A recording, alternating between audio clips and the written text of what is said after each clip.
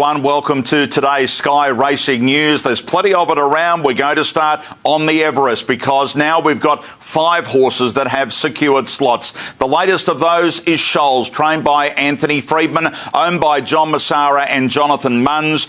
She's won 3 Group 1s in her first 10 runs, the last of those being the Sangster, and that's something similar to what Black Caviar was able to do in her first 10 runs as well. Certainly John Massara hasn't given up on getting another slot for a horse called Showtime. They're keen on it getting a slot maybe after winning the shorts in the early part of the spring. For Anthony Freedman, though, the chance of getting a second slot hasn't been thrown away. He's got Shoals in the race, and maybe it's Santa Ana Lane, the Stradbroke winner. The owners group, known as William Street, are very interested in talking to slot owners. The horse is having 2 or 3 weeks off now, and then we'll wait and see. But Anthony Freedman and the owners keen to get a slot for Santa Ana Lane in the Everest coming up in October.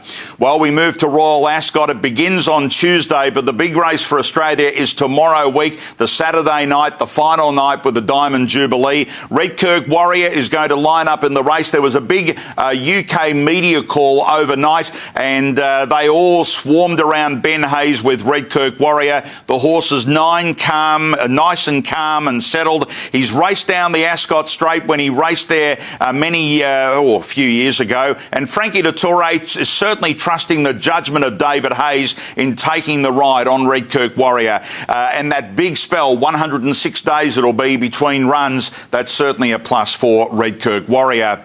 Well, overnight the latest rankings came out for Longines for the World International Rankings, and Winks maintains the top horse in the world at 130. Craftsman is there at 125. Justify, the Triple Crown winner, at 124. Winks returned back to Chris Waller's Rosehill stables on Monday afternoon, and she'll aim towards her own race, formerly the Warwick, now known as the Winks Stakes, in August. Well, Jameka, who won a Caulfield Cup a couple of years ago, got sold recently through the Magic Millions broodmare sale to owner Colin McKenna. Well, Kieran Maher has confirmed that she's back in work at Caulfield. She did a bit of pace work earlier this week. They'll take her towards a trial or a jump out. It's up to her to determine whether she'll race again or go straight to the breeding barn. Most likely the breeding barn, but she loves being in work, so Kieran Maher is not ruling out Jameka racing again in the spring.